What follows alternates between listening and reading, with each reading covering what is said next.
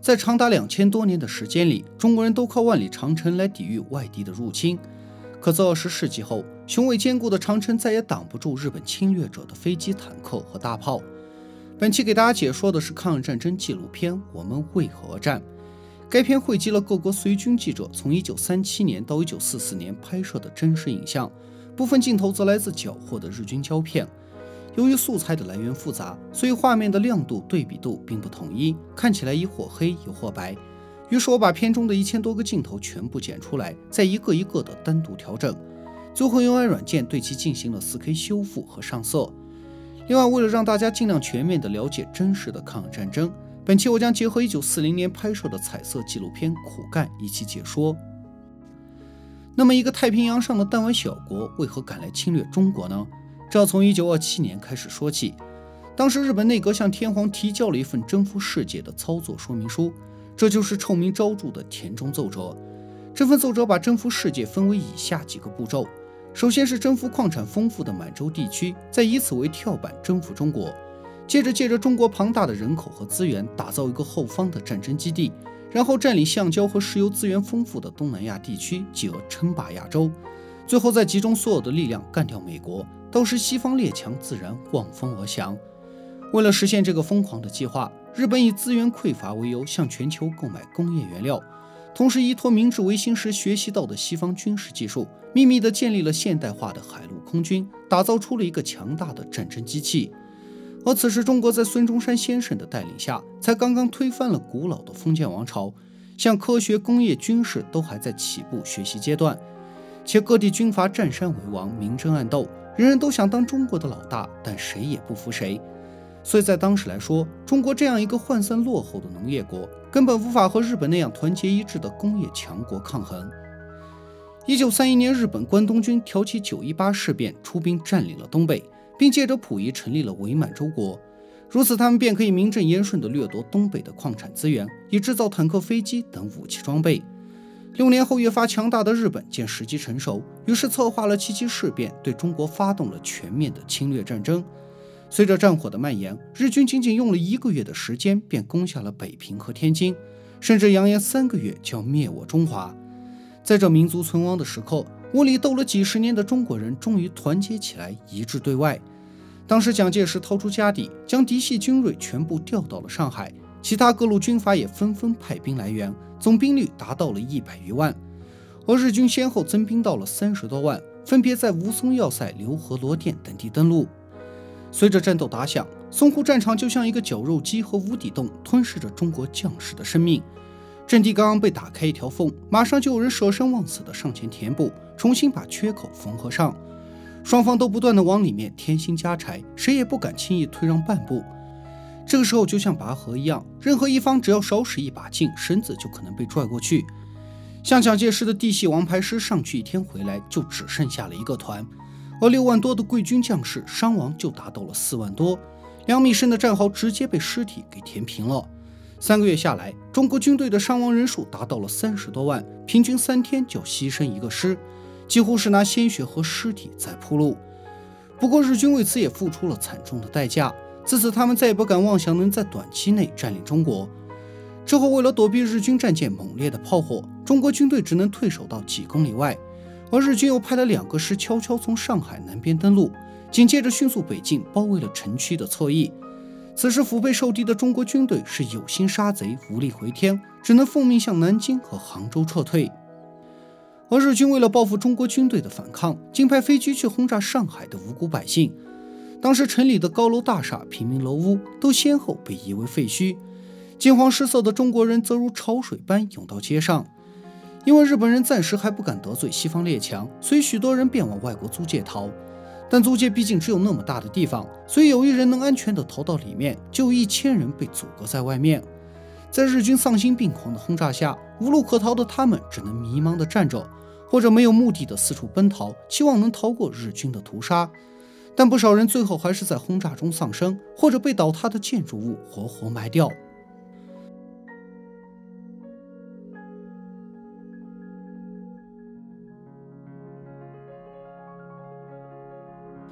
丧尽天良的日军并没有就此罢手，而是兵分3路向南京进攻。中国军队虽拼死守卫，但因数月来接连奋战已是疲惫不堪，加上最高司令官唐生智仓皇撤退，引发混乱，最终导致南京才13天便彻底失守。日军攻陷南京后，开始疯狂的烧杀抢掠，滥杀无辜，并进行了震惊中外的南京大屠杀。那一幕幕惨绝人寰的悲剧持续了整整1个月，被杀害的中国人至少有30万。而这些惨无人道的行径，都是由日本最高司令部一手策划，只为了能彻底撕碎中国人的心，迫使中国投降。但中国人并没有因此屈服，而是以几千年来从未有过的团结和决心，誓死要消灭日寇。但光有抗战的决心是不够的，还要发展出抗战的军力。所以蒋介石提出了以空间换时间，也就是逐步放弃国土，保留有生力量，以辽阔的土地来拖延分散日军的兵力，然后趁此间隙制造机枪大炮，待军事力量壮大后，便可以一举消灭日寇。为了不留下任何东西给敌人，中国军队将道路工厂全部炸毁，同时用汽油焚烧了农田庄稼。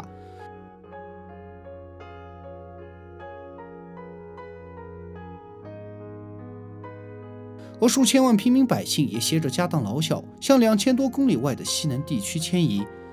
画面中的母亲用扁担挑着小孩，这位年幼的哥哥则背着妹妹，带着弟弟，正小心翼翼地跟着人流跨越铁轨。而这位老太太因包袱太重，不小心摔了一跤，但很快便自己站了起来。她又是哪一位英雄壮士的母亲或妻子，我们不得而知。在人们长途跋涉的过程中，偶尔也会碰到火车。当人载满后，铁轨和枕木都会被拆掉带走，不给敌人留下任何一丝有用的东西。包括学校、医院、图书馆以及上千个工厂的机器也被全部拆散，通过卡车、牛车、船只等方式陆续运往重庆。与此同时，乡下的村民也组建了一支又一支的抗日游击队，他们身着青衣布衫，手持着落后的枪支和自制的刀斧钩叉，随时准备着投入到保家卫国的战斗中。前秒他们可能还是老实巴交的农民，但下秒就会变成致命的抗日战士。虽然日军占领了交通要道，但游击队以敌进我退、敌退我追等方式持续攻击日军。因为游击队规模分散、行踪隐蔽，所以日军无法进行集中进攻。除了人之外，日军靠应付中国复杂的地形，艰难险阻的沼泽湿地、排山倒海的河水洪流、蜿蜒崎岖的山路，这些都在无形中阻碍着日军的前进。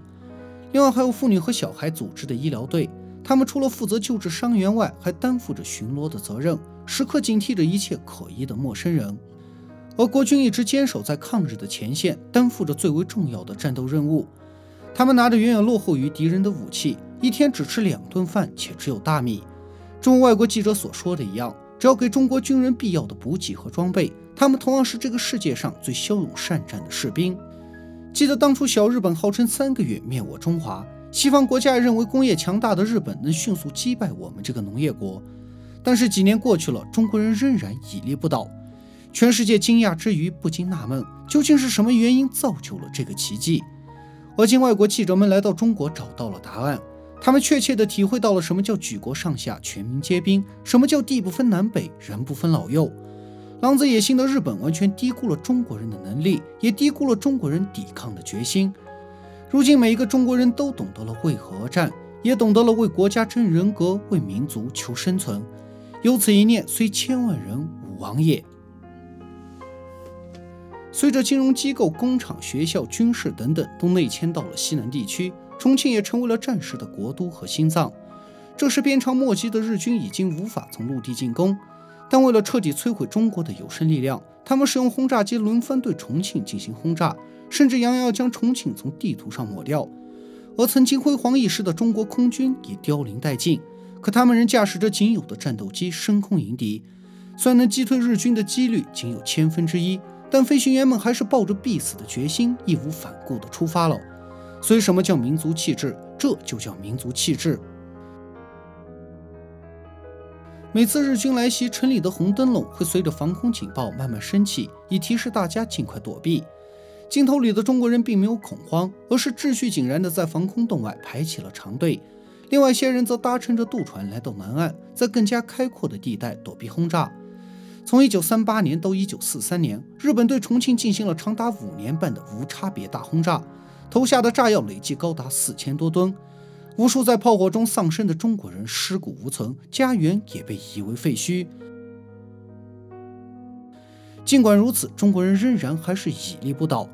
像画面中的中国人正在不分昼夜的施工，以修建更多更安全的防空洞，而地下的兵工厂也在夜以继日地运作着。与此同时，东南西北都在加紧训练现代化的军队，校内巾帼女子直接从容参军，杀敌保国。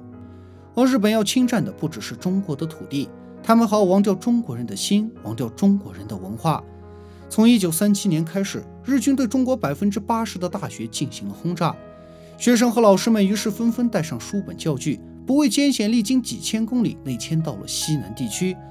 在成都的华西协和大学，饱经战火和苦难的青年学子们努力学习着现代的科学知识。或许你今天读书是为了房，为了车，但当时读书是真正的为了中华崛起而读书。日本原打算占领中国后，可以借着庞大的人口和资源征服世界，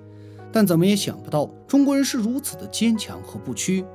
日本眼见计划停滞难行，便开始出兵占领了所有的交通要道和海岸港口，想以此切断外界对中国的全部援助。如果没有了石油大炮和飞机，那么中国注定只能灭亡。此时唯一的可能就是通过印度洋海岸线把物资从缅甸运到云南昆明。不过这期间却隔着上千里的高山峡谷，自古以来只有马队可以通过。当时经过美国工程师的测算，在拥有现代大型机械设备的情况下，这条路至少需要修5年，而蒋介石估计交给云南人来修的话，至少需要修8年。但云南王龙云却拍着胸脯说3个月一定通车。3个月通了吗？没有，不科学。当时龙云回到昆明后，组织了20多万云南人以及各地军民同胞，就靠最原始的工具和人力来修建公路。修路的除了男人外，还有许多老弱妇孺，他们就靠双手一点一点的凿石开山，最终一共用了9个月的时间，就修通了全长1180公里的滇缅公路。因为山多路险，加之日军持续不断的轰炸，导致几万中国人在修路时丢掉了宝贵的生命。所以这条路在抗日战争史上是一个用血和泪铸造的奇迹。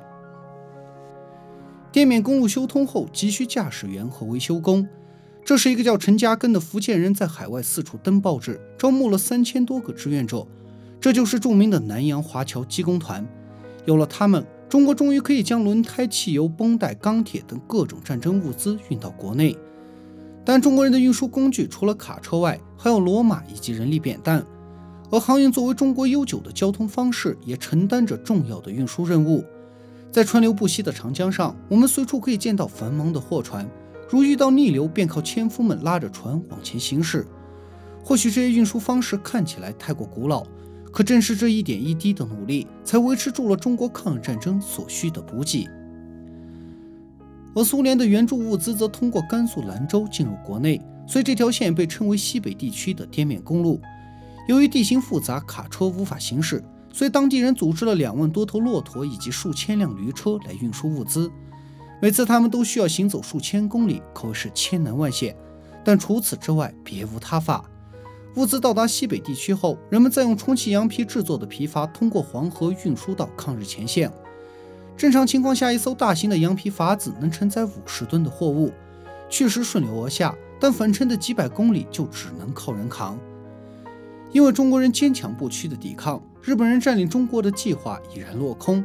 但他们并没有就此罢手，而是准备直接实施第3步计划，也就是征服世界。当时在二战战场上，苏联和英国正被纳粹德国按着头的打。日本一看自家大哥这么厉害，就完全没有了后顾之忧，于是计划趁虚而入，攻击美国和东南亚地区。为了打击美国在海洋上的军事实力，日本在没有任何预警的情况下，直接偷袭了珍珠港，摧毁了美军的40多艘战舰。损失惨重的美国立马对日宣战，太平洋战争就此爆发。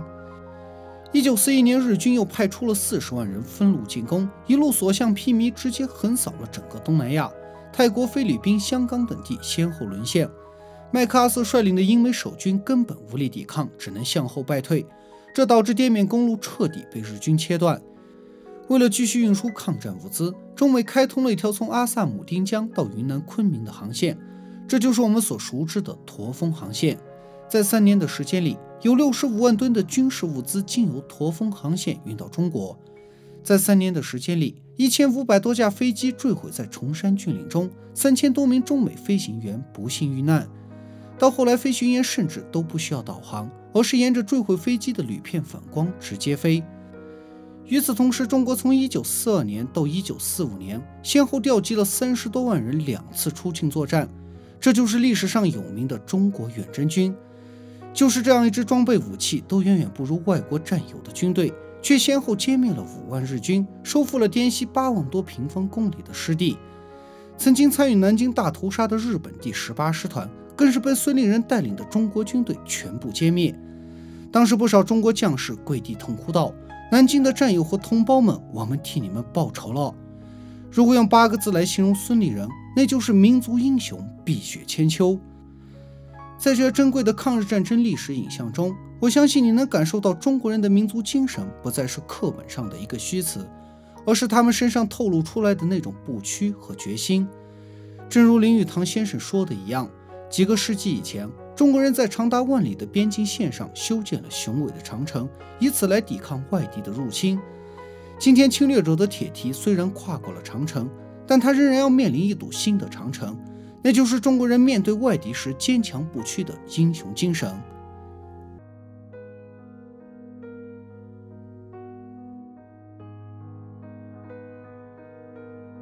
1932年日军侵占东北后，遭到了国际社会的谴责和孤立。为了转移国际视线，消化满洲，日军在上海策划了128事变，挑起了第一次淞沪会战。经过多方搜集，我终于找到了1932年拍摄的3部珍贵纪录片，分别是日军拍的上海事变、欧洲记者拍的上海围城战，以及中国导演黎明伟拍的19路军抗日战史。这是中国目前现存的唯一一部战地纪录片，3个完全不同的视角，真实全面地还原了那段可歌可泣的抗战史。1月18号，日军借着日森事件挑起冲突后，便以保护侨民的名义，不断地往上海调兵遣将，增派军舰、枪支弹药、汽油战车等军事物资陆续运到上海。30架崭新的920战斗机正在安装机翼，进行最后的飞行调试。9辆89式中型坦克也全部准备就绪。相比之下，工业薄弱的中国没有飞机和坦克，士兵们配备的多为广东造的790步枪，以及少量汉阳造的轻机枪。说难听点，就是一身的破铜烂铁。因此，日军狂妄地叫嚣着4天便能拿下上海。而在之后的1个多月里，日军4翼齐帅，先后增兵到7万余人，却依然寸步难进。这块怎么也啃不动的硬骨头，就是大名鼎鼎的粤系铁军19路军。铁军的称号不是哪个领导颁发的，而是他们一场场硬仗打出来的。早在北伐时期，这2万多个广东子弟便跟着孙中山南征北战，可谓是打遍天下无敌手。后来粤军从地方军升级成御林军，被调去京沪驻防。军长蔡廷锴性情刚烈，尽管蒋介石多次令他忍辱后撤，但蔡廷锴说了：“我不想当第2个张学良。”随后他命全体士兵开沟挖壕，做好血战到底的准备。眼见战事来临，日本侨民纷纷乘船回国避难，其余留下来的则帮着日军运送沙包、修筑战壕。中国老百姓听闻后预感大事不妙，也赶紧带上值钱的东西举家逃离。稍微有点关系、有点钱的逃到了法租界、英租界，或是运气好挤上了英国商船。但更多的是站在码头边茫然无措的贫苦百姓，是拉着一车孩子不知逃往何方的老父亲。而租界里的西方列强全副武装，用铁丝网封锁了主要街道。法国军队派出坦克全天巡逻，意大利军队在沙袋堆砌的战壕前严阵以待。不过西方列强的军事震慑并未吓退日军的进攻。1月28号深夜，2300个日军率先发起偷袭。别看人不多，每股小队都有辆坦克在前面开路。像这种从英国进口的维克斯轮式坦克车，顶部装有圆形炮塔，并配有2挺重机枪，可以回旋扫射。19路军此前打的都是国内的地方军，坦克这种东西根本没见过，更不知道怎么防御。一些士兵甚至形象地把它叫做铁牛。在坦克的掩护下，日军一路势如破竹，迅速突破了中国守军的防线。但经过2轮的交锋，蔡廷锴发现了铁牛的缺点，任凭他来势汹汹，只要把手榴弹扎成一捆，往轮子或履带上一炸，瞬间就瘫掉了。没有了坦克的庇护，日军便如鸟兽般四散而逃。接下来日军连攻2次都铩羽而归，无奈之余只好呼叫空军前来助阵。蔡廷锴早在开战前就意识到，日军在火力装备上有着绝对的优势，但城中全是西方列强的租界，任凭他们的飞机大炮再牛，也不敢肆意轰炸。所以蔡廷锴扬长避短，将日军一步步引入城中打巷战。在黎明伟拍摄的镜头中，一架日军飞机正盘旋着不知从何下手时，被19路军的高射炮当场击落。由于找不到恰当的军事目标，日军飞机便把炸弹投向了贫民区，造成了大量无辜百姓的伤亡。而中国当时最大的出版社商务印书馆也在日军的炮火中化为了灰烬，里面珍藏着50多万册绝版古籍，以及一些中国早期拍摄的纪录片，其中包括戏曲大师梅兰芳出演的《春香闹雪》和《天女散花》。经过2天的激战，日军伤亡800余人，不得不向东京求援。从1月31号起，日本陆续往上海增兵到7万余人，就连王牌部队第9师团也派上了战场，但上海就是拿不下来。闸北青云路的19路军甚至3次反推回去，突破了日军防线。而军长蔡廷锴多次到前线观察敌情，指挥作战。最近的时候，他离日军仅有40-50米，子弹几次从身上飞来，一度和死神擦肩而过。除了刚烈顽强的19路军，128淞沪战场上还活跃着另外一支军队。自战事爆发后，蒋介石火速派中央第5军到上海增援，其麾下全是装备精良的王牌师，共有2万余人。名义上他们归19路军指挥，实际上是由张治中统领。这种看似费解的安排，是因为积弱贫穷的中国还无力和日本全面开战，一旦代表国家的中央军参与战争，势必会扩大战事，所以蒋介石打着19路军的招牌来增援，这样就只能算广东地方军和日军发生冲突。2月20号，日本的海陆空军发起了全面总攻。开战之初，日军对中国守军的阵地进行了长达半小时的轰炸，接着战车队搜索前进，步兵则在山炮、取射炮等步枪的火力掩护下向庙行推进，而中国以第5军为诱饵，待敌深入，再从3面包抄。在这争分夺秒的激战中，一些士兵不幸中弹倒地，死得无声无息。面带微笑的陈营长才包扎好头部伤口，便不顾士兵的劝阻，再次冲上了前线。当镜头跟上去时，他已经倒地阵亡了。没有电视剧中夸张的动作，也来不及喊什么壮怀激烈，这背带斗笠的广东子弟只是默默地战斗到最后一刻。在历史书上，他或者他只是一个毫不起眼的统计数字，但在几天前拍摄的阵地生活中，你会发现他们和你我一样喜欢听唱片、吹笛子，一样热爱生活，只是身在了这个国破家亡的年月，没有选择。面对明天，他们唯一能做的就是放歌纵舞，笑对生死。古诗里写的青山处处埋忠骨，何须马革裹尸还，其实并不是什么大豪情，而是大悲情。2月23号，在中国守军的3面夹攻下，日军死伤3000多人，阵脚大乱，不得不放弃庙行，仓皇撤退。2月24号，日军再度往上海增兵，腹背受敌的中国守军为免全军覆没，退守到了第2条防线。此后两军僵持不下，形成了对峙。当蔡廷锴整顿人马，准备重新再战时，中日两国在西方列强的调情下达成了停战协定。自鸦片战争以来，中国军队对外战争几乎是逢战必败，9·18事变时更是一触即溃。但在128淞沪会战中，装备落后、兵力仅有4万余人的中国守军，硬是和日军的7万精锐打了一个势均力敌。日军主帅更是从少将换到中将，再换成大将，从海军军官到陆军军官，全被打到怀疑人生。而蔡廷锴一战封神，英国在百科全书中称赞他以少敌多，以弱胜强，阻击优势日军达数月之久，堪称世界名将。1933年，蔡廷锴因不愿打内战，发动了福建事变，被蒋介石击败后流亡海外，可叹他一腔热血却报国无门。而19路军也被取消番号，重新整编，这支战无不胜的粤系铁军自此成为了一个传说。在整个抗日战争中，淞沪会战堪称是规模最大、最为惨烈的一场战役。短短3个月内，中国先后往上海投入了70多万兵力，一个又一个师就像数字一样被投入战场，有的不到3个小时就死了一半，有的才支援5个小时就死了2/3。整个战场就像一个绞肉机和无底洞，吞噬着中国将士的生命。3个月下来，中国军队的伤亡人数达到了30多万，平均3天就要牺牲1个师，真正的是一寸山河一寸血。当时曾有键盘侠嚷着，中国人那么多，一人一口唾沫就够淹死小日本了。但此战过后，人们才明白，日本作为一个工业化国家，对于中国这样一个涣散落后的农业国来说，完全是一种降维打击。别说唾沫了，即使拿命一条一条的填，也难以换来一场胜利。国学泰斗钱穆甚至写了国史大纲，准备留着亡国后给后代当复国教材。那是山河欲碎的悲凉，也是一种无法描述的绝望。但中国人并没有因此屈服，而是以几千年来从未有过的决心团结起来，誓死要消灭日寇。而关于813淞沪会战的真实影像，目前仅在网上流传着一些零散片段。实际上，在侵华战争期间，日本曾请来东宝公司的导演龟井文夫拍摄了多部纪录片。除了之前给大家解说的战斗的士兵外，还有上海和海军作战记录。这两部片子记录了日军从部署备战到攻占上海的大量真实画面，是淞沪会战最完整、最珍贵的一份历史影像。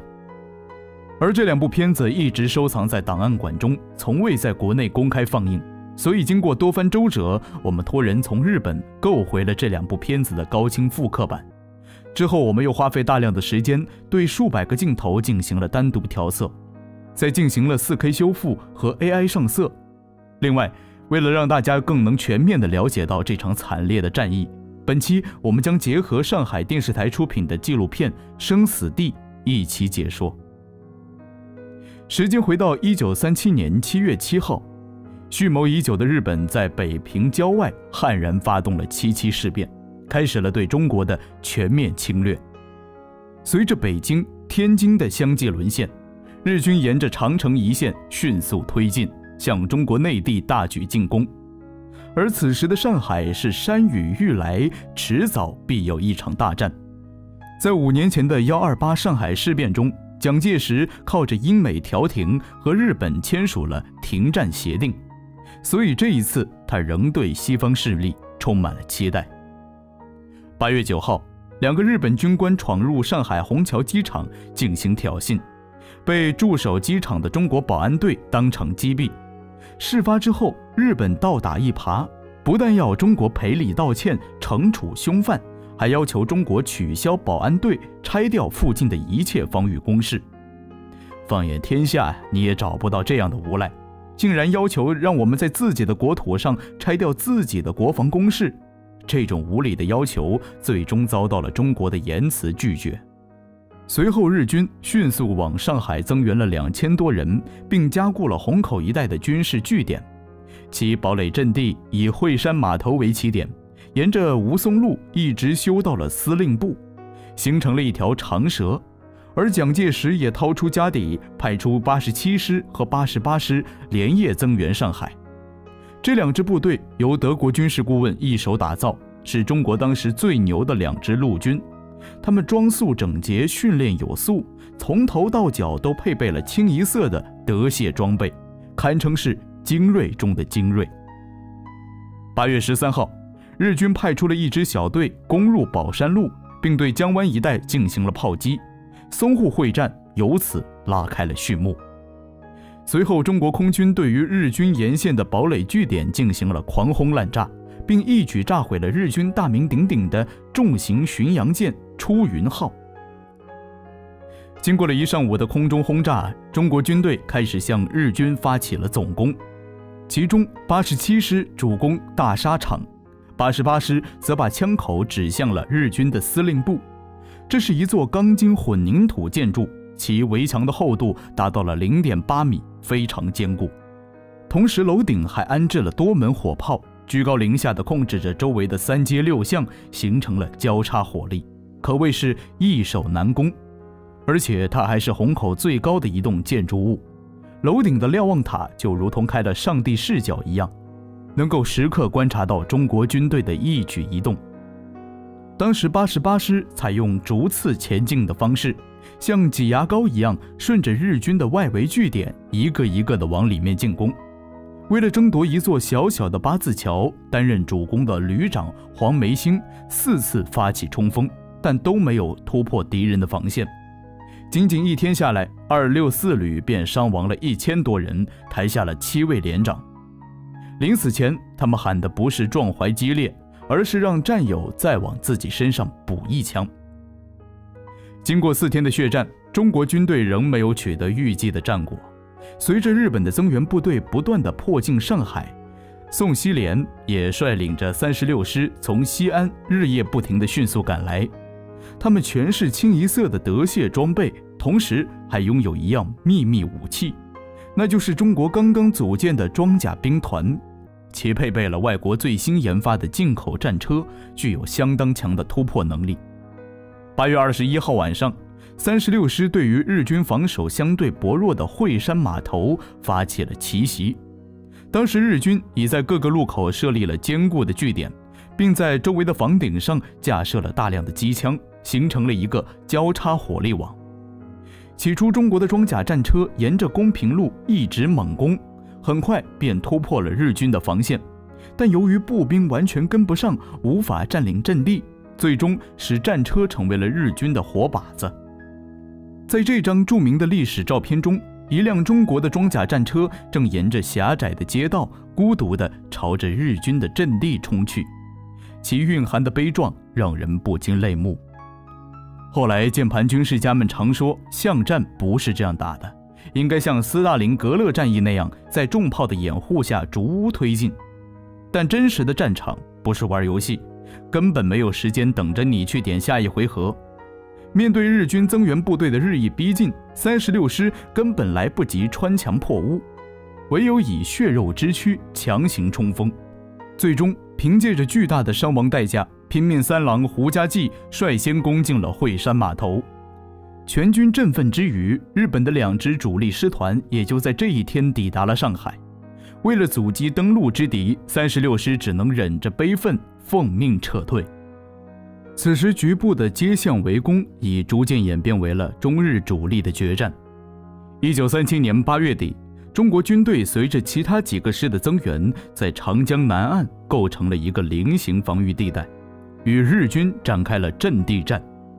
9月5号，日军对战略重镇宝山发起了海陆空3面围攻。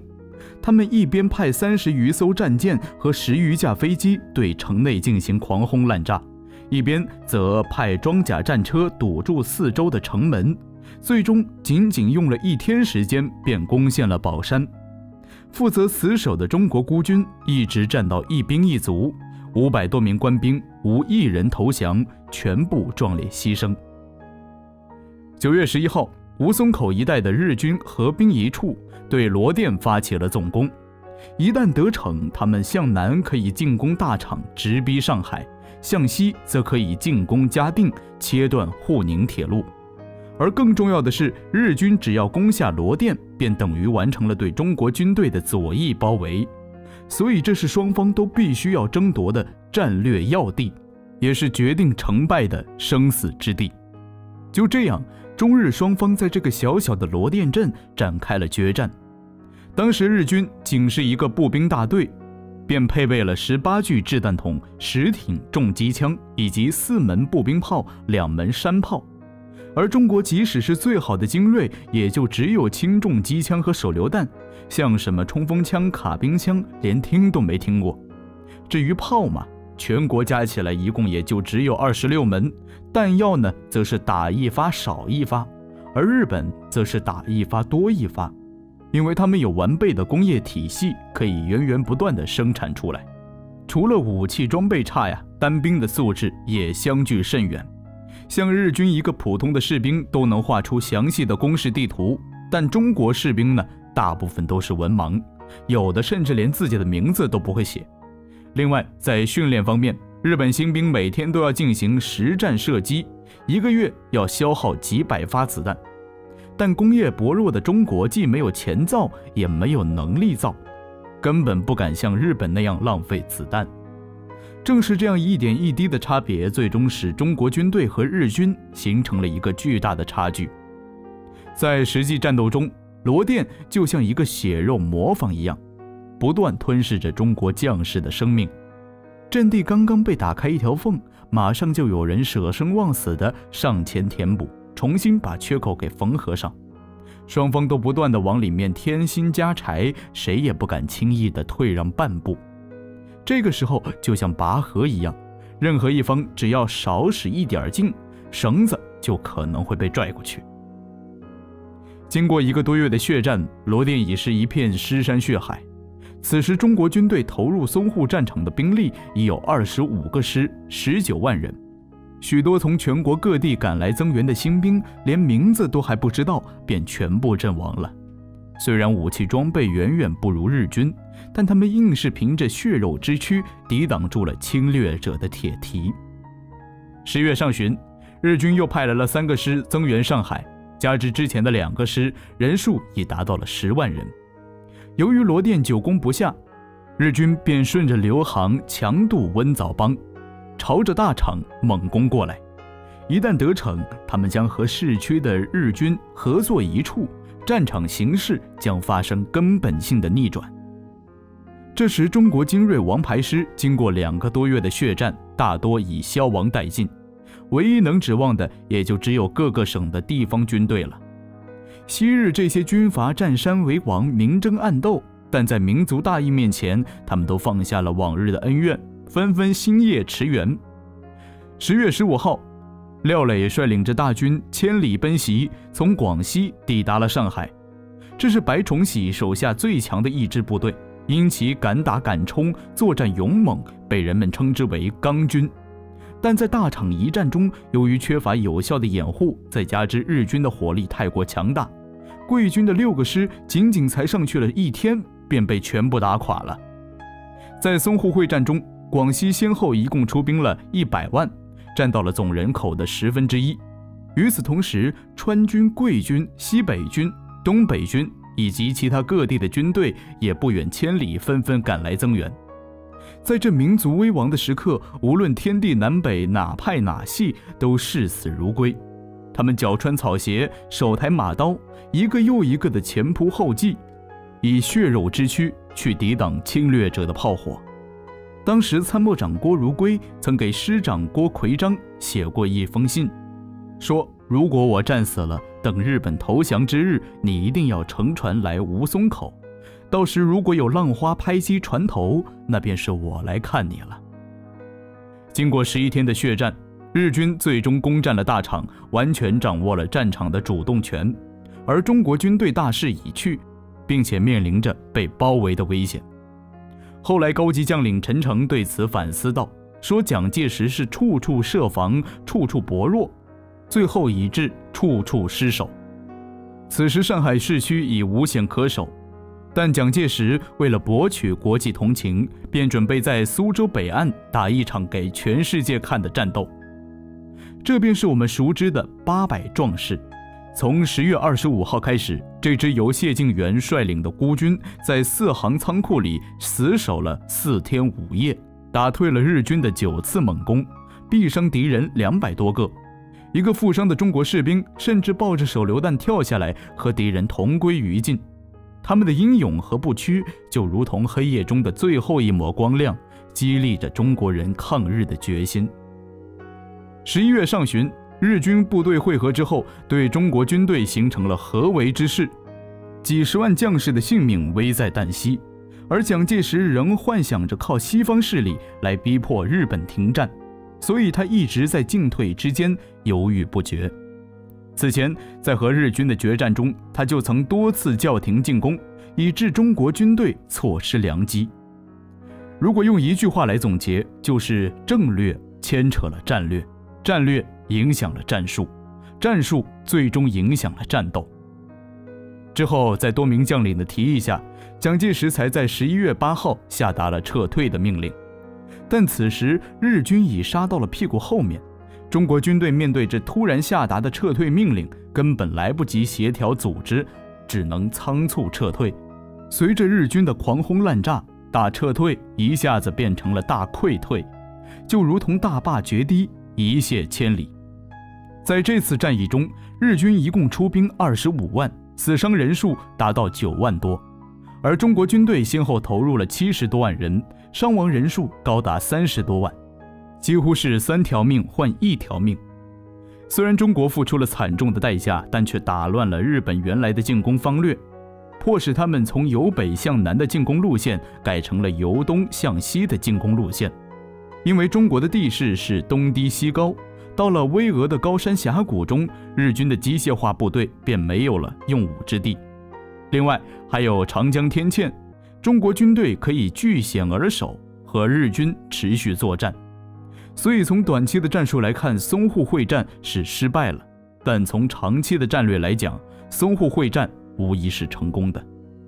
那么本期就到这里，下一期我将继续解说日本在1937年拍摄的真实纪录片《南京》，请大家持续关注。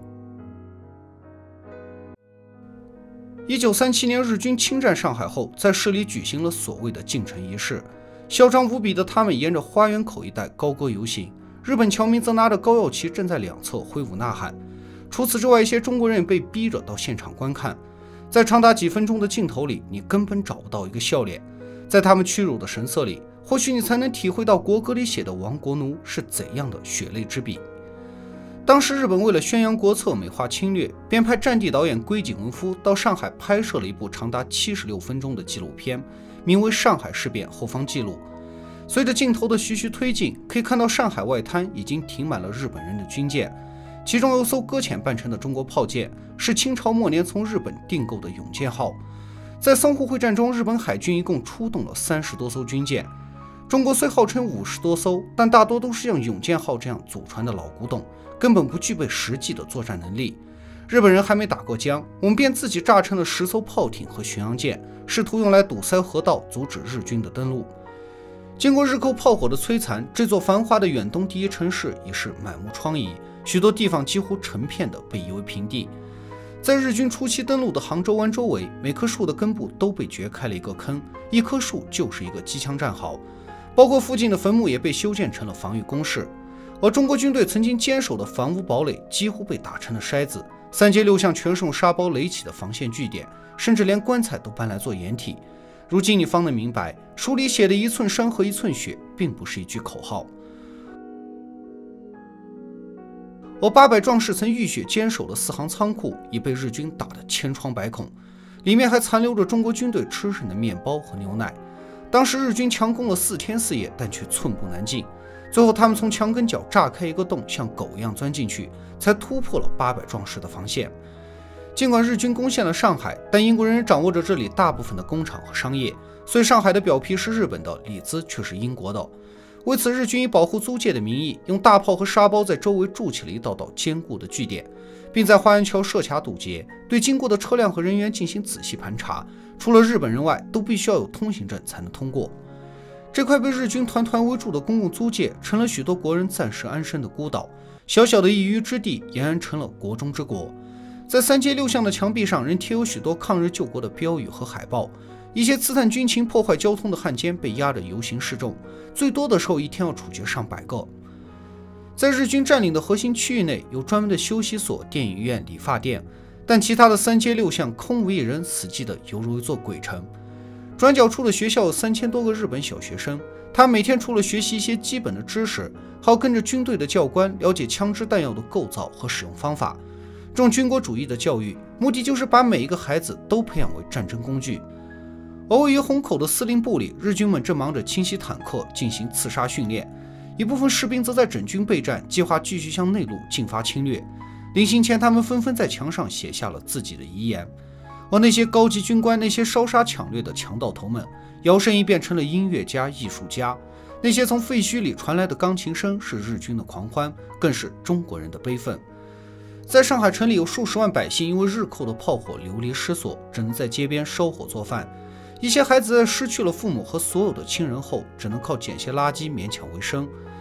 当时一个名叫饶家驹的法国神父，通过层层关系建立了一个国际安全区，专门收容无家可归的中国老百姓。同时他还多方奔走，筹集了170多万的善款，专门为难民们提供免费的慈善粥。年少时他因为放烟花失去了一只手，所以很多难民们都叫他独臂神父饶菩萨。我们中国人常说助你一臂之力，但他的这一臂之力却使得6万流离失所的中国老百姓免遭日军的屠戮。而饶家驹这样做，或许是因为在二战期间，他的祖国一样被别人打到亡国。与之相比，日本人是那样的狠毒和虚伪。为了营造中日亲善的假象，他们不惜拉来一卡车粮食发放给中国的难民们。另外，日军还给流浪的中国儿童发糖吃，带着他们一起骑马玩耍。实际上，在淞沪会战中，仅在金山一带，日军就虐杀了1300多个无辜平民。这些和平共处的高光场面，不过是日军利用饥饿无知的中国人来当军部的宣传素材。而在收容所里，中国战俘从表面上看有吃有喝，各方面都得到了很好的优待。一排受访的俘虏也表示在这里过得很好。实际上，这个场面完全穿帮了。这所谓的俘虏中有上至60岁的老人，下至8、9岁的孩子，一看就是从街边抓来的难民。在片中，日本无耻地声称，如果能把他们的技术和中国的资源结合起来，便可以对抗西方列强的殖民扩张。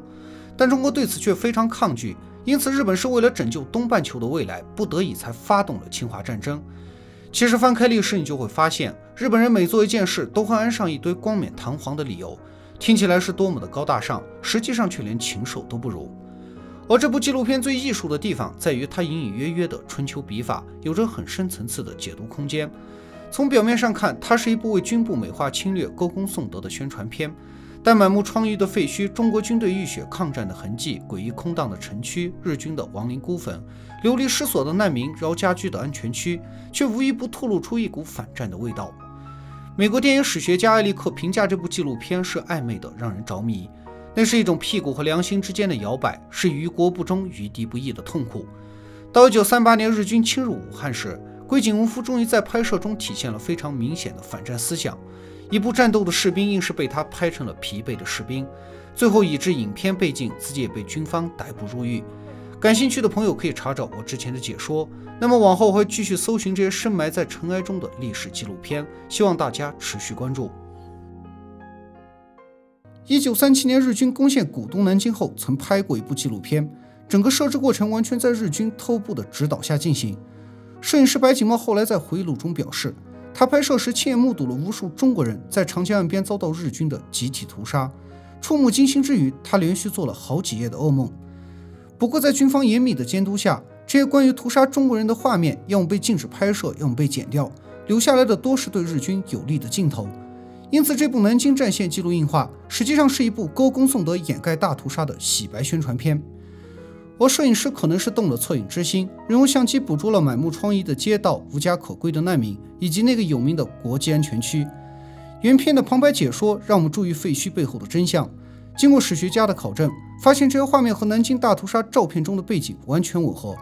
所以从某种意义上来说，它也是南京大屠杀的佐证。当时这部纪录片在军中短暂的放映后，原版胶片就离奇的失踪了，一直到1995年才在北京发现了一份55分钟的残存拷贝，相比原片缺少了10分钟左右的画面。之前我解说南京大屠杀纪录片时曾引用过该片的部分镜头，而本期我将针对此片进行详细的分析，画面方面进行了 4K 60帧的彩色修复，比之前要更加清晰。多年以来，南京保卫战最让人不解的就是15万弹药充足的中国军队为什么在短短的4天内便全部溃败。在日本拍摄的镜头中，能看到中国军队在战前有着充分准备，城墙作为第一道防线修筑了大量战壕，并用角铁沙包加固了薄弱的城门。城墙下方还用钢筋混凝土建造了不少防空洞，其中一些通过暗道和城里的民房相连，这样部队便能快速隐蔽地进行机动作战。此外，中国军队还在城内设立了第2道防线，打算城破之后继续和日军打巷战。3街6巷堆筑了一堵又一堵的战壕据点，关键位置全是坚固的混凝土机枪碉堡。就算这都失守了，中国军队还有最后一张王牌——朱元璋的明孝陵。500年前，古代工匠把紫金山掏空后，将整座陵墓嵌到了里面去，可谓固若金汤。因此，蒋介石特意把战斗力最强的教导总队部署在这里。依托着这个巨大的天然堡垒以及一系列的防御工事，中国军队进可攻，退可守，和日军耗上个把月都不是问题。然决定战争成败的往往不是坚固的堡垒和城墙，也不是仓库的粮食，而是士气。15万中国军队中至少有3万是连枪都没摸过的新兵蛋子，其余的老兵也多是才从淞沪会战撤退回来的残兵剩卒。疲病交加的他们几乎已丧失了作战能力。更糟的是，蒋介石撤离时带走了大部分先进的通信设备，军队各部之间无法进行有效联络，而士兵来自全国各地，一个说的是东北话，一个说的是广东话，彼此很难沟通。低落的士气加上重重的交流障碍，导致15万大军成了一盘无力的散沙，也为后来混乱的溃退埋下了伏笔。1937年12月10号，日军对南京发起了总攻。为了再现当时的交战画面，一支日军小队演示了他们是如何攻城的。只见在机枪手的火力掩护下，一支隐藏在草丛中的敢死队抢上了岸边的一艘小船，渡过了秦淮河。接着他们通过一把高达15米的云梯慢慢爬上了城墙。经过1个小时的激战，这支敢死队在中山门的右侧城墙炸开了2个洞。日军能偷袭成功，关键在于掌握了制空权。自淞沪一战，中国空军几乎损失了全部家当。到南京沦陷的前一天，仅剩下2名孤勇的飞行员升空作战，所以守城的中国将士根本得不到空中的侦察情报，无论日军如何调动都不知道。同时，山上那些造价昂贵的远程野战炮也未发挥出应有的作用。反过来，开了上帝视角的日军却能从空中一眼看出中国守军的薄弱点，继而发起突袭。按照原先的计划，此时中国守军如果退守到城内，像台儿庄一样死磕着打巷战，那南京至少还能守上个把月。日军不死个几万人，根本攻不下南京。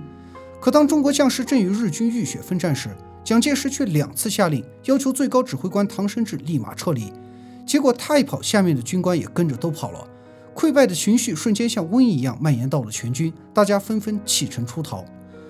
当时在日军的团团包围下，通往码头的驿江门成了南京军民唯一的生命通道。可人们蜂拥而至时，发现城门全被先前修筑的沙包封死了，仅顶端留有个射孔，勉强够一个人爬出洞口。为了争夺这一线生机，人们如潮水般一拥而上，期间急死踏死的高达5000多人。一些从混乱中挣脱出来的士兵拼命跑到城下，将布条、皮带和绑腿系在一起，试图翻越城墙。逃出城后，他们脱掉军装，丢掉装备，扮成了平民百姓，这样既避免了被日军俘获，也减轻了过江的负担。12月13号，日军主力第16师团从中山门的缺口一拥而入，率先攻进了南京城。其下属的第38联队则在驻川敬二的率领下，占领了兵临长江的和平门，彻底堵死了中国军队撤退的后路。一路上，他们用机枪射杀了许多正在渡江的中国士兵，其状惨不忍睹。12月14号，主要的战斗已经结束，整个南京城市硝烟弥漫，一片狼藉。日军的大部队抬着伤员源源不断地进入城里，幸存下来的士兵满脸笑意，脖子上挂着同伴的骨灰盒。国民政府的大楼、军部、外交部、军事学校等地悉数被日军占领。蒋介石住宅的墙壁上有一句话格外瞩目，想必是他临走时的感叹。而在战俘营中，日军给中国俘虏递烟送火，看起来十分友好。实际上，自打进城后，日军便下令处死全部俘虏。当时中国军人约有9万受困在南京，即便只解除他们的装备，也并非易事。所以日军便通过各种方式来哄骗他们缴械投降，再分批带到郊外屠杀。像在纪录片中，日军四处张贴告示，许诺中国人只要来登记一下，便能获得良民证，回家安居乐业。但诡异的是，日军将男女完全分开，登记完成后又把男的分成2组，带往了不同的地方。其实在这个过程中，日军会通过手上和肩膀的老茧来判断他们是否扛过枪、当过兵。但凡有一点这种特征的，哪怕是干活拉车的苦力，也绝不放过。少数幸存的人后来才知道，那天的路一条是生，一条是死。接下来，日军有组织的挨家挨户的去抓捕平民百姓，再进行集体屠杀。此后还有数万名妇女儿童遭到了日军的蹂躏和摧残。事后，日军又使用各种残暴的手段将他们全部杀掉。根据远东军事法庭和史学家的统计，南京大屠杀的遇难人数至少在30万以上。12月17号，日军在南京举行了所谓的入城仪式。日本的国内媒体大肆宣扬，称其为名垂千史的盛典。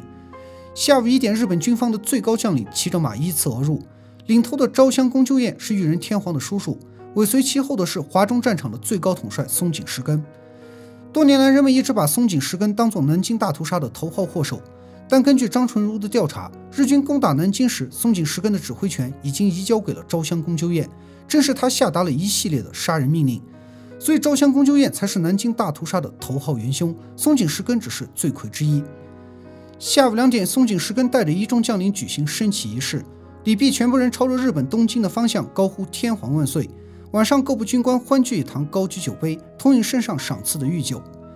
尽管日本军方试图在片中营造一种旗开得胜、秋毫无犯的气氛，但细思极恐的是，整条大街空无一人，哪怕连只动物都没有。唯有在国际安全区中，才能看到些许的人间烟火。日本摄影师似乎想通过这种鲜明的对比来暗示废墟后的真相。南京沦陷时城里的难民加上中国士兵一共有60多万人，其中被日军屠杀的至少在30万以上，剩余的一半几乎全被一个人救了，他的名字叫约翰·拉贝。早在日军攻城时，他便联合22名外国友人成立了一个国际安全区来收容中国难民。尽管日本多次施压，但拉贝凭借着自己德国纳粹党的身份，整整忽悠了25万中国平民免遭屠戮。有人说他是中国的辛德勒，但我跟幸存的南京人一样，很想发自内心的叫他一声活菩萨。1996年，经过张纯如的一番奔走，尘封了将近60年的拉贝日记终于重见天日。这是南京大屠杀最为完整详实的史料之一，也是日军屠杀暴行最有力的铁证。俄金战争的硝烟早已散去，但我辈一定要勿忘国耻，铭记历史。这是自明治维新以来日本人败得最惨的一仗，这也是从抗日战争开始，中国军队首次在正面战场取得了大规模的胜利。这一战便是闻名中外的台儿庄战役。而在1938年，著名的荷兰导演伊文斯冒着炮火亲赴前线，拍下了台儿庄战役的大量一手影像，并剪辑成了纪录片《4万万人民》。但由于片中拍了不少关于八路军在后方浴血抗日的镜头，一度被蒋介石下令禁播。1937年，日本打下首都南京后，决定以南京济南为基地，从两头沿着铁路夹击徐州。那日本为啥要打徐州呢？我们都知道，打仗最关键的就是交通线，这样后勤补给才能跟得上。在当时的中国，铁路主要有2条，一条是陇海铁路，一条是京浦铁路，而徐州刚好位于这2条铁路的十字交汇点，堪称是中国最重要的战略枢纽。因此，日军一旦拿下这里，便掐断了中国军队的输血管。届时，南北日军还将连成一片直捣武汉，大半个中国都将落入他们的魔爪中。因此，这一战对双方都有着十分重要的战略意义。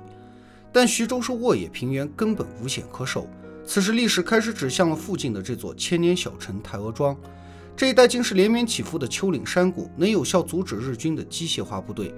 因此，中国最高司令官李宗仁便以台儿庄为中心，以藤县和临沂为侧翼，对南下的日军构成了一个微型防线。另外，陆大军则前往淮河南岸阻击北上的日军。当时3路日军加起来一共有20多万，全是精锐部队。而中国军队虽号称有60万兵力，但全是来自各地的杂牌军，有川军、滇军、西北军，大家没有进行过统一的训练，这边喊的是怎么样，那边喊的是咋个整，连语言都不通。想当年蒋介石的王牌部队在淞沪一带陈兵100万，上南保住上海，而今这群乌合之众岂不是螳臂挡车？1938年3月，战功累累的日军第10师团开始进攻藤县。这支虎狼之师共有5000多人，配备了大量先进的武器和装备，而守卫的川军仅有3000多人。他们脚蹬草鞋，身穿单衣，步枪基本上都是成都造的，好一点的就是汉阳造。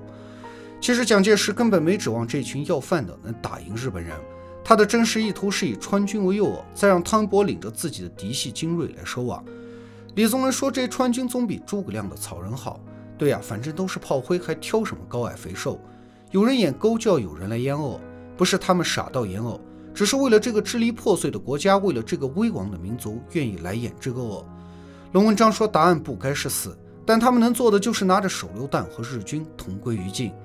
90岁的川军老兵叶光文说，亏本的生意他们从来不做，一般都是1个换3个，他们能做的就是让自己死得更值得。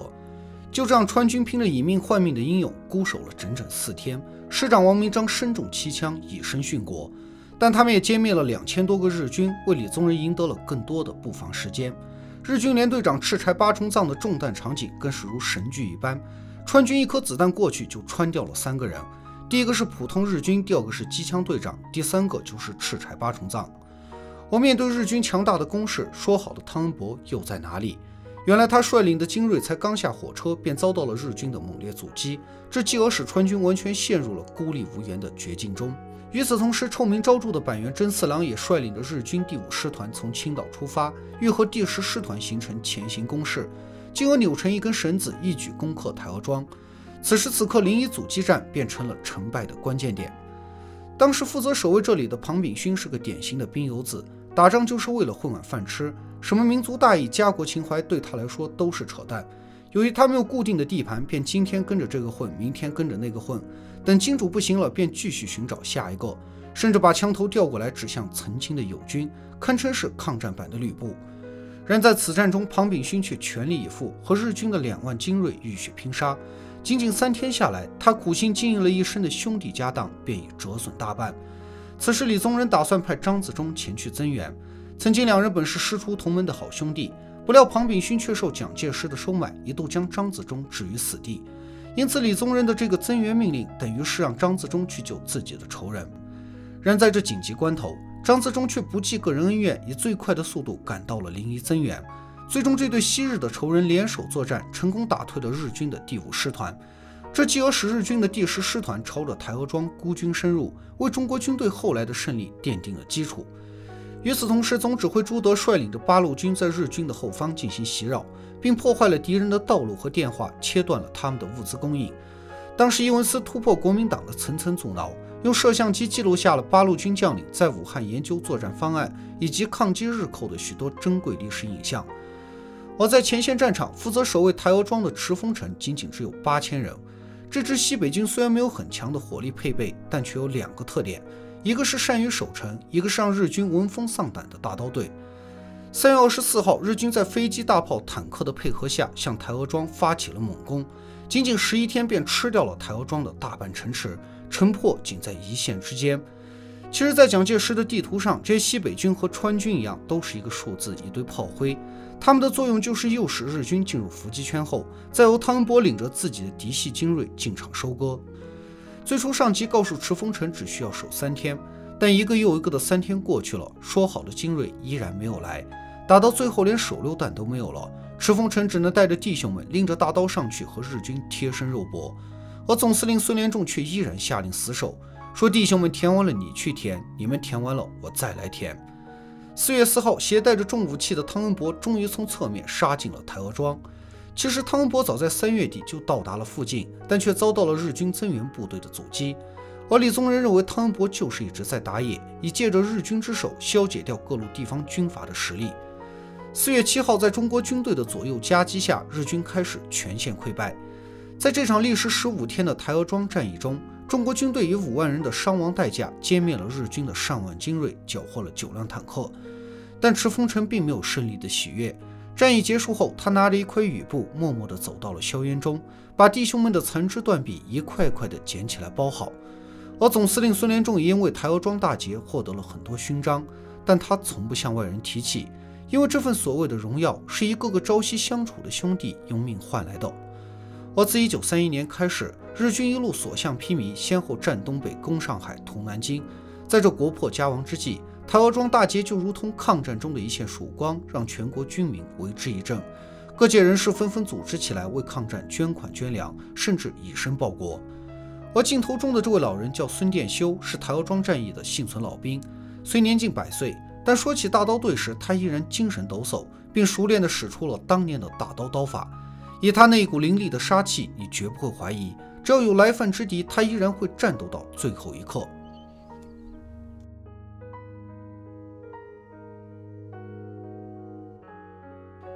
一个桀骜不驯的美国失意将军，却在中国找到了用武之地。一群美国人眼中的乌合之众，却在中国的抗日战争中打出了超乎寻常的战绩。这部拍摄于1941年的空中危机，真实记录了飞虎队和中国军民抗战的大量珍贵影像。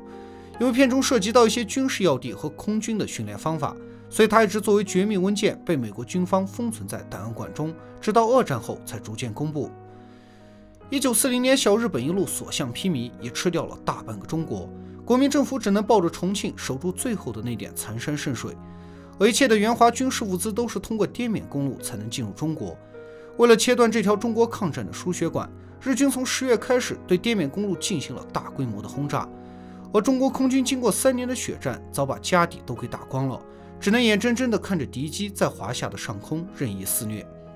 在这民族危亡的时刻，国民政府将最后的希望寄托到了陈纳德的身上。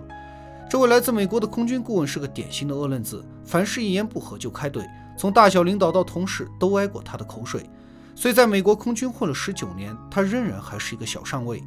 1937年，当中国正急需一名教官来组建空军时，美国便郑重推荐了这位二大爷。然而谁也想不到，这个被母国遗弃的残次品竟然是一个空军天才。当时无论是美国还是日本，普遍都对战斗机持轻视态度，认为轰炸机才是空军的主角。但陈纳德却颠覆了主流的空军理论，坚信在未来的战场上，战斗机才是天空的王者。到了中国后，他的这套旁门左道终于得到了实战的印证。在淞沪会战等战役中，经过他训练的中国空军驾驶着战斗机，将结队而来的日本轰炸机揍的是落花流水。自此，日军进行空袭时，不得不出动大批的战斗机来护航。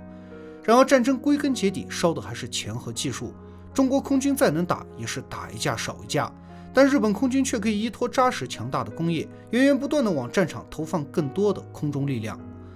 到了1940年，中国空军已是凋零殆尽。虽然他们一次又一次地冲上云霄，慷慨赴义，但依然保不住首都南京，护不住陪都重庆。如今，就连唯一的援华补给线也即将沦陷于敌机的炮火中。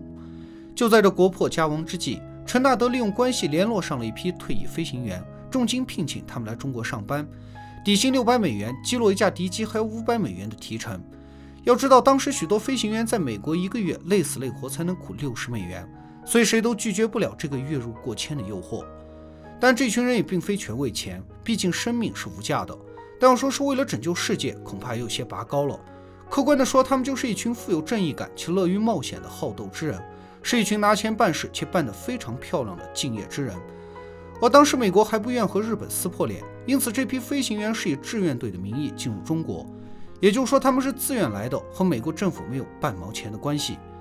和正规空军相比，这群自由散漫的美国牛仔毫无组织和纪律可言，平日不是在打架就是在打牌。一个飞机被他们画的是乱七八糟，既有龇牙咧嘴的卡通鲨鱼，又有呆萌可爱的大熊猫。但玩归玩，闹归闹，这群空中老油条的技术还真不是盖的。1941年12月，当10架日本飞机进犯云南昆明时，首次出战的志愿队便击落了9架敌机，自此一战成名。而被群山包裹的昆明老土们从来没有见过海，更不知鲨鱼为何物，只当战机上画的是老虎。此后一传十，十传百，人们便把志愿队称之为飞虎队。自从有了他们，日军再也不敢贸然地轰炸昆明和滇缅公路。后来日军索性把目标转向了昆明和大理祥云的空军基地，试图一举拔掉飞虎队这颗钉子，但每次都被飞虎队和地面的高射炮成功击退。此前，这些防空人员早有使用无人机作为目标，进行了大量的练习。这种无人机约有战斗机的1/3大，通过弹射器发射起飞后，工作人员便可以使用遥控器来控制它的方向和速度。当被地面士兵射中后，它会自动打开降落伞回到地面，经过简单的维修后，便能再次用于训练。1941年太平洋战争爆发后，陈纳德请求罗斯福总统加强驻华空军力量，试图进一步夺回中国整个战场的制空权。按照计划，飞虎队将以昆明为起点，前往湖南衡阳和广西桂林，再以此为跳板攻击沿海带的日军，最终便可以直接进攻日本本土。但要实现这个计划的前提是要有那么多的机场来给你飞，而在短短的3个月内，数十万中国老百姓便建起了一系列的机场和空军基地，可谓是抗战史上的一个奇迹。和今天不一样，当时的中国根本有不起挖掘机、压路机这些大型机械设备，所有的修建工作都是使用最原始的方法。为此，老百姓将世世代代赖以为生的稻田一一抽干水，夷为平地，然后农夫们用小推车将岩石一车一车的从远处拉来，妇女们将其敲成小碎石后，在马道路面上将地基铺好，接着孩子和老人们将拌好的砂浆灌入地基，上百个劳力再拖着半吨重的滚轮将跑道压实，而他们每天的工资仅仅是一碗大米饭。今天我们很多人只知飞虎队的英勇，却不知是中国人用血汗铸就了这些舞台，才有了他们大显身手的机会。飞虎队在湖南、广西扎稳脚跟后，便对日军在沿海一带的后勤仓库和太平洋补给线进行了大规模的轰炸拦截。像镜头中这些在衡阳被俘虏的日军，已经被断了1个月的粮草，饿的是奄奄一息。在此期间，位于后方的八路军一直通过电报将日军的守备情况、突袭力量不断地传送给飞虎队。一般小日本才热着身，飞虎队就已经收到了消息。而一些深入敌方的飞行员遭日军击落跳伞后，也常常被八路军所救。除了对日作战，飞虎队还抽调出一部分力量来保卫驼峰航线。1942年5月，日军打败中国远征军后，彻底切断了滇缅公路，于是中美两国紧急开通了一条从印度阿萨姆邦到云南昆明的航线，以持续为抗战输血。而这条空中通道需要翻越高达8000多米的喜马拉雅山脉，飞机只能贴着山峰飞，稍偶不慎便会坠入冰川峡谷，因此这条航线又被称为驼峰航线。与此同时，他们还面临着日机的突袭，所以这条航线对飞行员们来说近乎是自杀。飞到后来他们都不用导航，而是沿着坠毁飞机的铝片反光直接飞。一直到抗日战争结束，驼峰航线一共往中国运输了70万吨军需物资，而1500多名中外飞行员也为此付出了生命的代价。1944年12月，日军拿下了广西，为期8个月的余湘桂会战以中国军队的失利而告终。为了不使机场沦入敌手，飞虎队在临行前炸毁了所有的跑道和基地，而湖广一带的老百姓也纷纷烧掉了自己的住宅和田地，以进行焦土抗战，坚决不给日军留下一米一粮。镜头中这些流离失所的难民正沿着漫长痛苦的铁路往云南走。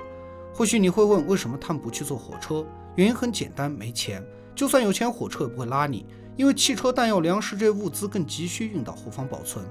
在那个时刻，哪怕是铁路上的一块枕木也比人重要。但也有一些幸运的妇女和小孩坐上了木炭卡车，这种车的原理是利用木炭燃烧后产生的煤气来驱动，故障率很高，基本是一路开一路修。大多人则挑着锅碗瓢盆，带着家当老小，沿着大路往前艰难的步行。而桂林作为前往云南的必经之路，几乎成了难民的集散地，大小道路和火车站均被堵得水泄不通，这导致军队需要花费很长的时间才能通过。幸运的是，在这次长途跋涉中，由于有飞虎队的保护，日军也不敢冒险深入。在此之前，手无寸铁的难民一直是他们最佳的消遣目标。1943年，这支曾被视为乌合之众的野生志愿队被美军正式收编，成为了第14航空队。桀骜不驯的陈纳德也晋升为了少将司令，可谓是实至名归。而在中国的7个多月里，飞虎队一共击落了300多架日机，牺牲了26名飞行员。常有人说他们是收费抗日的雇佣兵，但你是否想过，有谁愿意为了几千块将自己的性命白白地丢在异国他乡？他们也是人，也有妻儿老小，也需要养家糊口。就算这是一笔赤裸裸的生意，中国一共支付给了飞虎队800万美元的费用，但他们却摧毁了日军大量的后勤仓库、坦克、潜艇，保住了最后的抗日战争输血管，夺回了中国的制空权，拯救了无数国人的生命。正如财政部长宋子文说的，志愿队是中国做过的最有效的投资。其实无论这些美国飞行员是出于怎样的目的前来，有一点是毋庸置疑的，那就是他们为中国抗日战争所做出的重要贡献。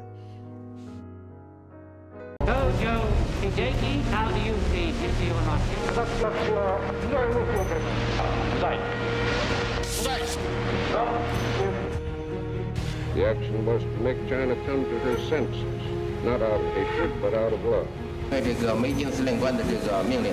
说是这个满洲国的皇帝不能上自己祖坟去。1945年8月，日本无条件投降后，曾谋求着自主审判，企图为相关的战犯洗脱罪名，但这种做法就如同强盗自己审自己一样荒谬。所以在短短的10多天里，美军司令麦克阿瑟便下令逮捕了上百名日本战犯，其中前首相东条英机无疑是罪行最大的首恶，也是侵华战争的罪魁祸首。当得知自己被通缉时，东条英机曾试图拔枪自杀，但老天并没有让他轻易地逃脱掉法律的制裁。由于子弹恰巧和心脏擦边而过，加之美军全力抢救，前前后后一共给他输了6次血，最终使东条英机得以暂时回到人间，接受法律的审判。1946年5月，由中英美等11个国家组成的远东国际军事法庭在东京正式开庭，其中以法官梅汝敖为首的17个人代表中国参与了此次审判。正当法庭宣读起诉书时，甲级战犯大川周明却一会儿哭一会儿笑，甚至还给前排的东条英机一个挠掌。一番装疯卖傻后，他因为精神失常成功逃脱了制裁。由于东京审判采用的是英美法律体系，讲究的是无罪推定，哪怕是战犯也要先假设无罪，然后通过一系列的人证和物证去推证他们的罪行。而日本在投降后已经意识到会被追究战争责任，于是便下令销毁了所有相关证据资料，哪怕是士兵的一本私人日记也被烧得片纸不留。这从而使检方搜集证据的工作变得是异常艰难。而28名甲级战犯面对指控，也都厚颜无耻地宣称自己是无罪的。记得梅汝敖临行前曾对好友讲过这么一番话，说戏文里有尚方宝剑，可以先斩后奏，但现在是法治时代，必须先审后斩，否则我真要斩他几个，方解我心头之恨。由于中国遭受日本侵略的时间最长，遇难的人数最多，因此呢，在东京审判中，检方投入精力最多的举证就是南京大屠杀事件。1937年12月13号，日军攻陷了南京之后，对中国的无辜百姓进行了大规模的蹂躏、折磨和屠杀。那一幕幕惨绝人寰的悲剧持续了整整2个月，被杀害的中国人至少有30万以上。当时的美国牧师约翰·马吉曾冒着生命危险，用一台16毫米的老式摄影机拍下了南京大屠杀的许多真实影像。期间可见日军凶残的手段已完全超过了人类所能理解的极限。而松井石根作为当时日军最高的指挥官，无疑是南京大屠杀的罪魁祸首之一。在此次审判中，约翰·马吉不远千里来到东京，为南京大屠杀出庭作证。可面对铁证如山的事实，松井石根仍以各种理由搪塞逃避，强颜狡辩，说自己当时在养病，对日军的残暴行径并不知情。丧尽天良的他甚至声称日本和中国的战争是属于大家庭的内部问题，日本之所以侵略中国，完全是恨铁不成钢，是出于一种哥哥对弟弟的爱。1946年8月，远东国际军事法庭对关东军的相关战犯进行了审问。在侵占东北、缔造伪满的一系列事件中，土肥原贤二和板垣征四郎是首当其冲的罪魁元凶。他们曾先后策划了皇姑屯事件，炸死了张作霖，目的是为了制造混乱，为关东军出兵占领东北提供借口。接着他们又策动了918事变，推动日本对中国的全面侵略，同时还携诱着溥仪成立了伪满洲国。在受审的2年间，奸诈狡猾的土肥原贤二始终是沉默不语，问啥都是3个字：不知道。板垣征四郎则找了15个老部下为自己作证，企图洗脱罪责。万万想不到的是，曾经的老搭档田中隆吉却出庭作证，指认2人的罪行。对此，2人仍是巧言狡辩，声称田中隆吉有精神病史，甚至污蔑他是受了检方的收买才来作证的。此时，一个让他们更加始料不及的证人出场了。这个男人带着一丝末世废柴的气质，用最怂的语气说出了中国最牛的一个职业。09年的时候，做这个中国的皇帝的这个地位。在接下来的8天里，溥仪详细陈述了土肥原贤二和板垣征四郎为首的关东军是如何诱骗他到旅顺，如何软硬兼施、威逼利诱，最后炮制出伪满洲国的整个经过。接着，他还控诉了日军限制了自己的人身自由，哪怕连上个祖坟都不给去。除此之外，曾任北平市长的秦德纯也提交了关于77事变的大量证据和证言，揭露了日本侵略中国的累累罪行。1947年12月，远东国际军事法庭开始了对前首相东条英机的审问。在这个历史性的时刻，法庭外甚至出现了不少倒卖旁听券的黄牛贩子。作为头号战犯，东条英机曾策划了918事变，并且在77事变之后率领着最精锐的部队侵入中国。后来他还下令在东北成立了臭名昭著的731部队，对着中国的百姓进行了惨无人道的人体试验。1941年，他用无数中国人的鲜血换来了天皇的青睐，成为了日本首相。同年，他下令偷袭珍珠港，发动了太平洋战争。在远东军事法庭对甲级战犯长达数十万字的起诉书中，一共有55项罪状，其中东条英机就占了54条，可谓是恶贯满盈，罄竹难书。在庭审中，东条英机的口供多达200多页，光念就花了3天时间。而恬不知耻的他声称太平洋战争完全是出自于自卫。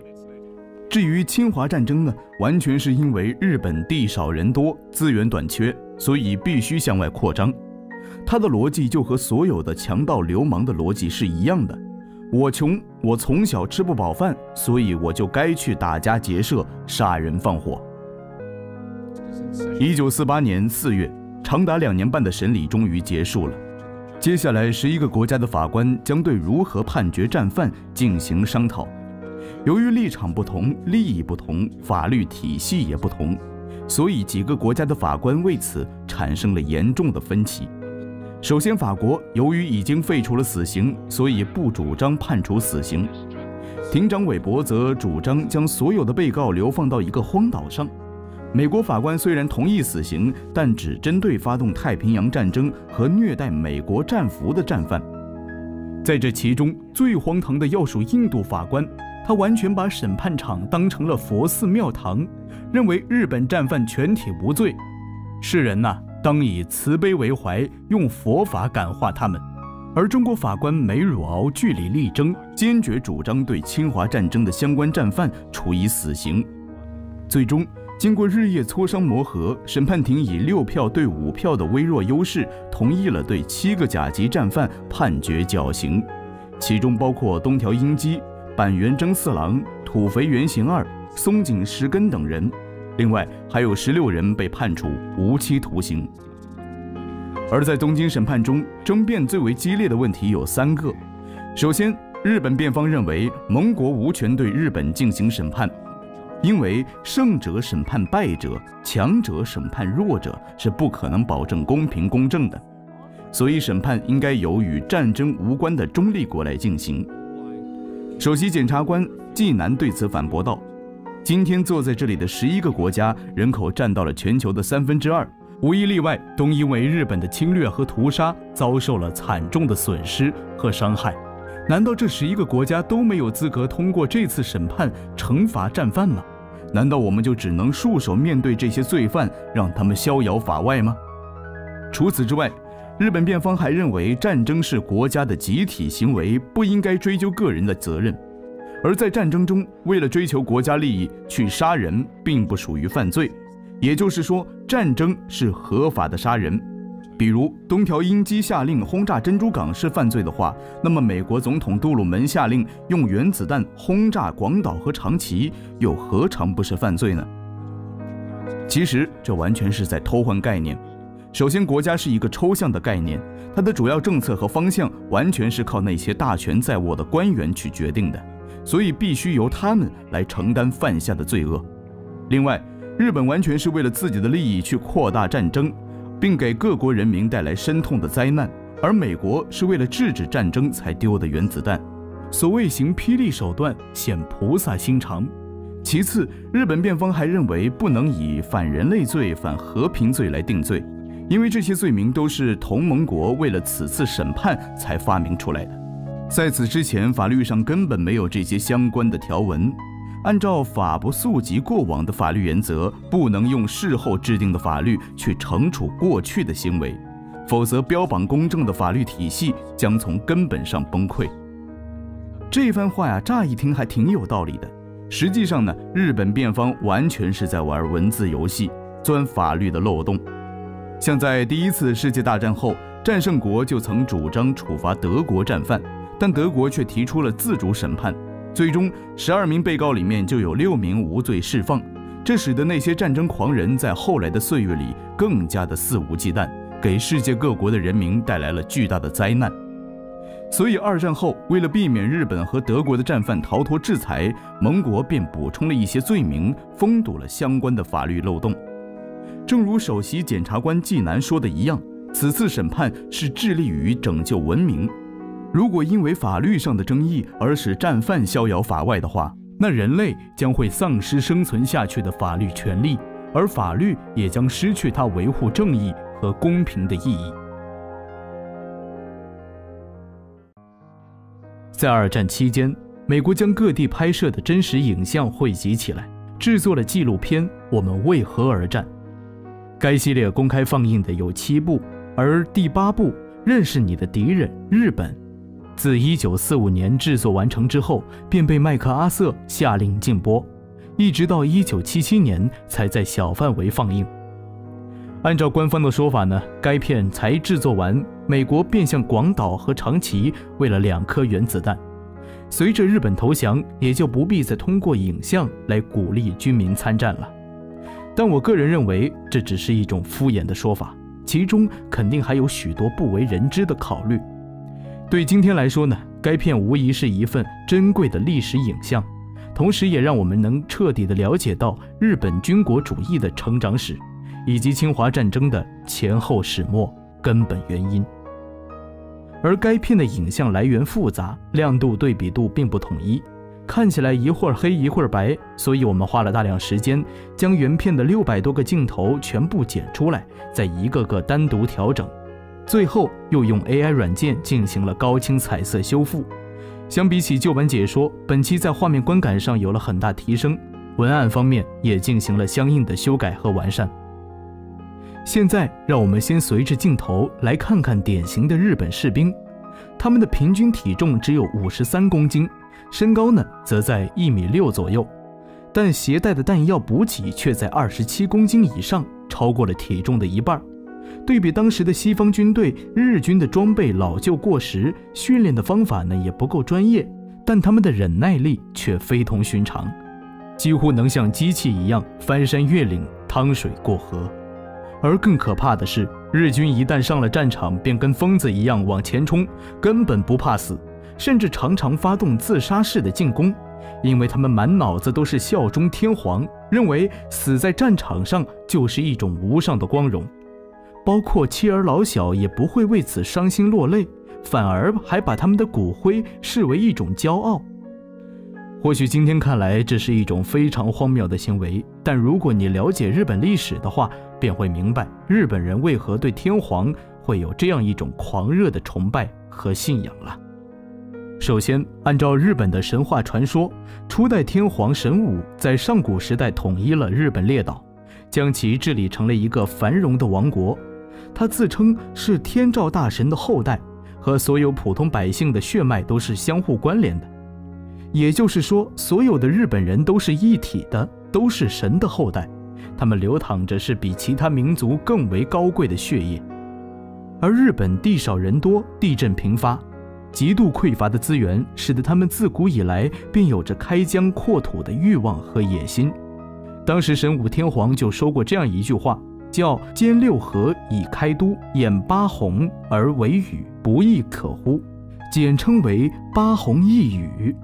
意思是呢，就要以日本为中心，把全世界统一到一个屋檐下。这句话可谓奠定了日本征服世界的思想基础。虽然神武天皇只是一个神话故事，但日本的男女老少呢都相信是真的，并据此衍生出了神道教，将这些观念呢进一步的具体化。同时他们还拔高了天皇的地位，认为他就是活着的神，有着至高无上的权力和地位。之后随着神道教逐渐发展成日本的主流宗教，天皇至上也成为了日本人根深蒂固的思想观念。不过早期的天皇并没有太多实权，整个日本岛实际上是由不同的诸侯所统治的。为了维护势力和争夺领地呢，他们用钱雇养了一批由武士组成的私人军队。比起普通百姓，这些武士的社会地位要更高，而且还拥有携带武器的特权。他们甚至能随意砍掉平民的耳朵、手臂和头颅。当然，这样做并不是因为双方有什么深仇大恨，而只是为了娱乐或练习剑道。久而久之，武士们为自己发明了一套特定的规则，将之称其为武士道。这个所谓的武士道呢，宣扬了对君主要有绝对的忠诚，在战斗中要勇往直前，视死如归。不过在实际的技术操作中呢，武士都是趁虚而入，比如全副武装的去偷袭一个手无寸铁的人，或者成群结队的去围攻一个落单的人。像后来在甲午海战、日俄战争、918事变、珍珠港事件中，日本无一例外都是以偷袭取胜的。所以武士道是一门背叛和欺骗的艺术，一门赖子和流氓的艺术，也是日本人真正的生存法则。1591年，丰臣秀吉结束了诸侯割据的局面，并以天皇的名义统一了整个日本。至于天皇呢，则作为一个象征傀儡退居到了幕后。此时走上了人生巅峰的丰臣秀吉认为自己已经有了强大的实力，可以实现祖先八竑一宇的梦想。于是他计划先占领朝鲜半岛，接着占领中国，再占领印度，从而建立一个巨大的亚洲帝国。不过就在这出兵侵略朝鲜的过程中呢，丰臣秀吉却突然暴毙，这个宏大的计划也就随之落空了。当然，日军还是从朝鲜抢走了大量的金银财宝，同时他们还将3万多个明朝士兵的耳朵、鼻子统统割下来，然后用盐巴腌制在坛子里带回日本，并作为战利品埋在了京都的耳冢里。在此后的200多年里，德川幕府在日本实行了闭关锁国，也就是拔掉网线，自己玩单机游戏，这使日本一直停留在了农耕时代，几乎没有任何发展。而在此期间呢，西方国家却发生了翻天覆地的变化，像蒸汽机、内燃机、发电机等科技发明，完全改变了当时的人类生活。到了19世纪中后期呢，西方强国已经开始了第2轮工业革命，进入了电气时代。1853年，4艘由蒸汽机驱动的美国军舰开到了横滨港，逼着日本打开国门进行贸易通商。而这些军舰上携带的36门巨炮能将射程内的任何一座城市夷为平地，同时船身上的铁甲也足以抵挡日本任何火炮的攻击。这对当时的日本来说，就如同见到了外星飞船，完全被惊呆了。此后，日本从200多年的自我孤立中觉醒过来，他们意识到了只要拥有这些先进的武器，就能实现祖先八竑一宇的梦想。于是獐头鼠目的诸侯军阀们纷纷结束内战，开始制定政策。整个日本从经济、工业到军事等等，都完全按照西方的先进国家来进行改革。这就是历史上著名的明治维新。在此期间，一度作为象征的天皇也走到了台前，成为了日本实际的统治者。当然，日本进行现代化改革并不是为了提高人民的生活水平，而是为了打造一个强大的战争机器，从而征服全世界。为此，他们花高薪聘请了英国、法国、德国的军事专家，来建设日本的海陆空军。不过，光靠原来那些武士根本不足以建立一支强大的国家军队。所以，为了调动韭菜们的积极性呢，日本军阀想出了一条妙计。那便是允许农民像贵族一样拥有携带武器的特权，也就是只要你愿意去当兵却送死，就能从最低贱的死老百姓成为一个贵族。另外，日本利用神道教来大力宣传天皇至高无上的地位，引起民众狂热的崇拜。当时为了效忠天皇，日本女人努力地种地生娃，成为了生产粮食和士兵的机器。工厂里的男人呢，则要1周工作72小时以上。很多人因为过度劳累，才活到40多岁就报废了。尽管他们薪资微薄，背负着巨额的赋税，工作量呢也是世界第1多，但却毫无怨言，因为他们都相信自己身上背负着神圣的使命。而从他们头上飞过的是最新式的战斗机，从他们身旁驶过的是最新款的柴油火车。不过这些现代化机械都是为了战争而准备的，并不是用来提高老百姓的生活生产。经过20多年的发展，日本进入了工业时代，国力是越发强盛。后来从1894年到1905年，日本通过甲午战争和日俄战争占领了南满洲，并向清朝索要了高达2.3亿两白银的战争赔款。一夜暴富的日本自此迅速崛起，成为了世界强国，这为后来的侵华战争奠定了重要的基础。这段历史在日本人心中一直被视为他们的奋斗史。到了1927年，日本内阁向天皇提交了一份征服世界的操作说明书，这就是臭名昭著的田中奏折。这份奏折把征服世界分为了以下几个步骤。首先是征服矿产丰富的满洲地区，并以此为跳板征服中国，接着借着中国庞大的人口和资源打造一个后方战争基地，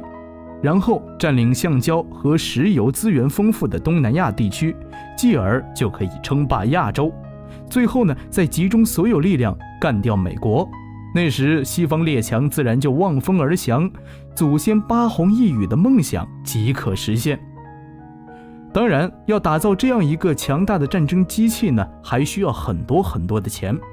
为了筹集资金，许多日本企业凭借着廉价的劳动力，将产品以极低的价格倾销到国外。像一把牙刷，美国产的要卖40美分，日本产的呢，则只卖10美分。与此同时，日本无视专利保护，生产了大量的山寨产品。像神户生产的火柴贴的是瑞典制造，大阪产的威士忌呢，则贴上了英国商标。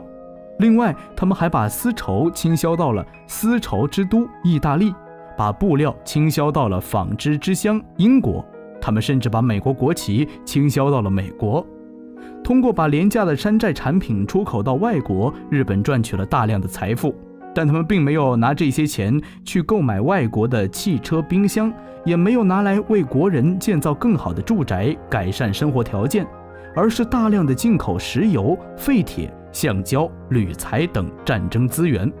以打造一个威力强大的战争机器。而日本最好的产品呢，就是军人。每个孩子从小便要接受军国主义的教育，学的都是怎么开枪放炮、冲锋陷阵。